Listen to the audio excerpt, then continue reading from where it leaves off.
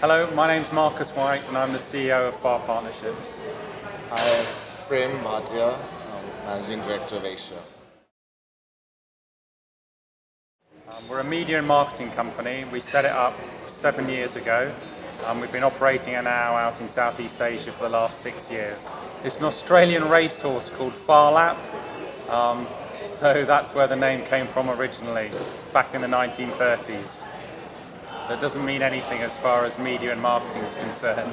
Both Prem and myself came from a background of sports sponsorship, but when we set up PHAR, the focus has always been on transport and infrastructure.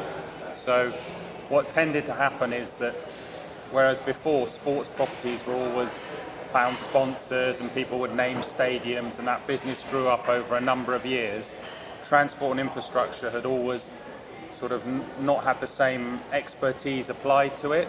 And we found that when they were building new airports or new transport places, there was an opportunity for brands to get involved. Large numbers of people, large dwell times, how could we create advertising and partnership opportunities around those transport and infrastructure? And that was the focus of PHAR. Yeah, I think the sports is very much a legacy of the previous. Now it is things like Manchester Airport or AirAsia or the LRMC here in the Philippines. So we've tended to focus more on the transport and infrastructure.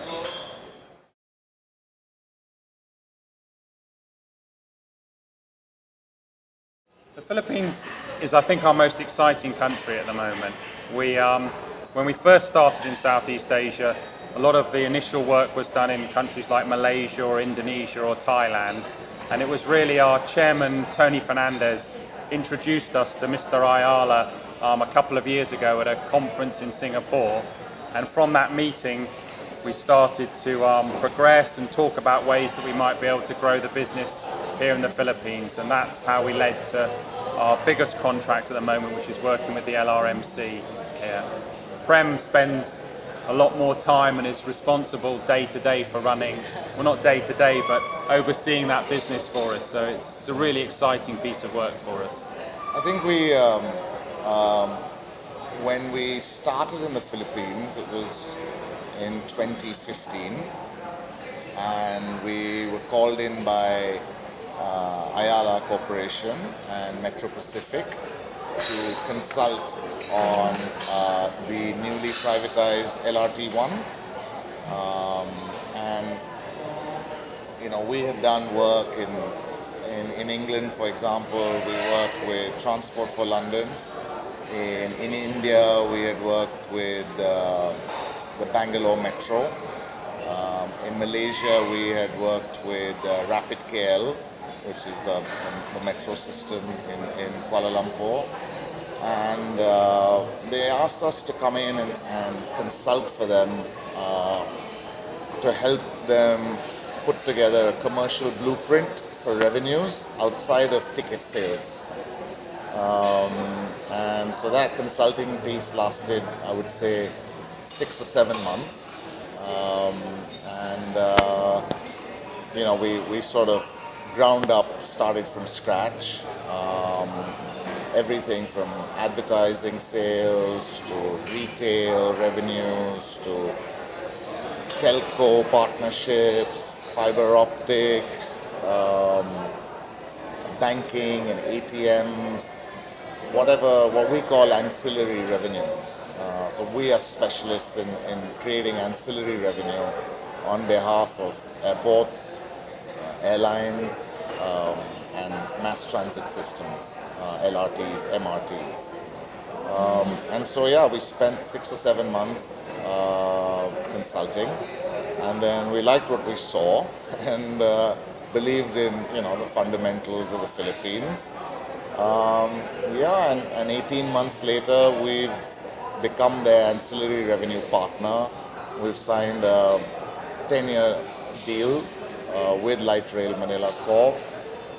Got an office of 20-25 people now in Makati, and having a lot of fun.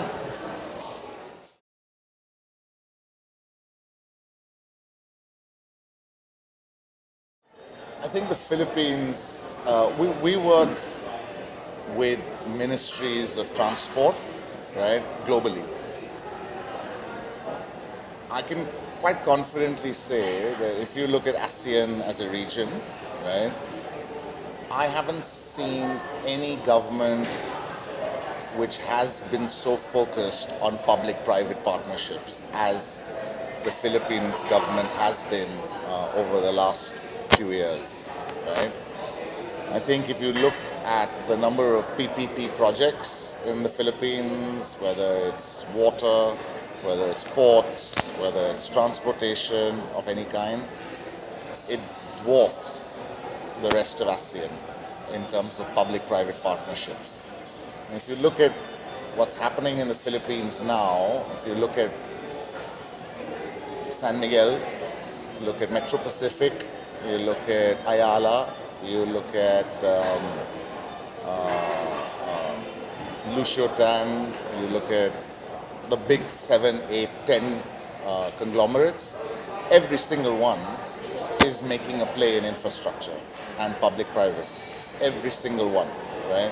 Whether it's expressways and tollways, whether it's airports, whether it's mass transit systems, rail. So we personally are,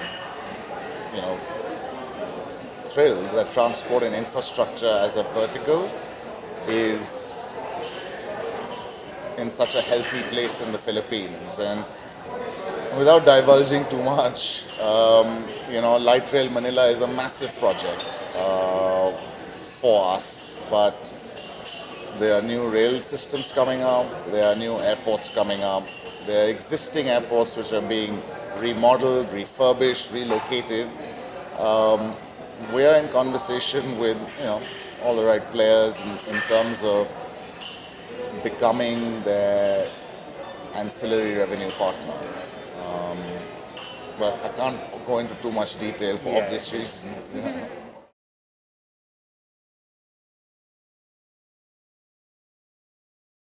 Well, I think around the world, if you look at, for example, in London, they introduced a bike hire scheme, which is one of the first deals that we did. And again, it comes down to the principle of, in order to make a city like London work, the transport system has to work.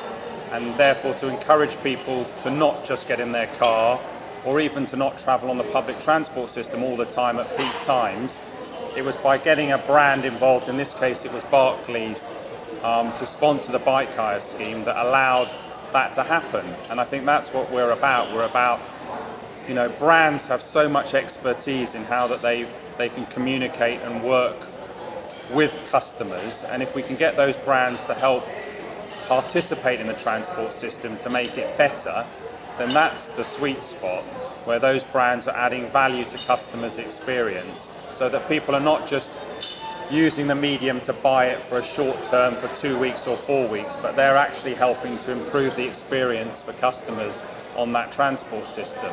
There's lots of deals where we've done where brands have got involved in improving the family lounges at airports, installing Wi-Fi, improving the business facilities.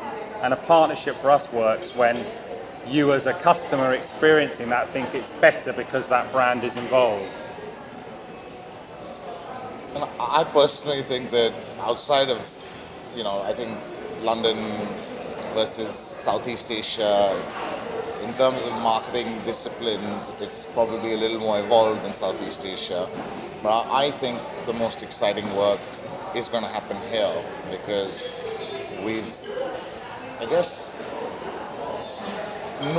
never in the Philippines have you been able to marry advertising, right? Outdoor advertising with mobile, right? And with retail. And now if you look at the LRT1 now, you've got it's a brand new station environment, brand new advertising, 200 screens that have been set up across the entire line, right? Digital screens. We're now we started the soft launch about 2 weeks ago. We're now introducing Wi-Fi, free Wi-Fi for the commuting public. And very soon you'll see retail being introduced, managed by Ayala Malls. within the LRT1 ecosystem. And so we're in the middle here, marrying advertising with technology and connectivity, mobile and retail. And I think that it's not easy to do because you've got a lot of pieces have to fall into place. But we've spent the last 1 year putting all those pieces into place. And now, if you're a Procter & Gamble or a Nestle, not only are you going to advertise, but you can actually see how it affects purchase in the retail environment. So I think what we're doing here is pretty unique, and hopefully will become a case study in the months and years to come.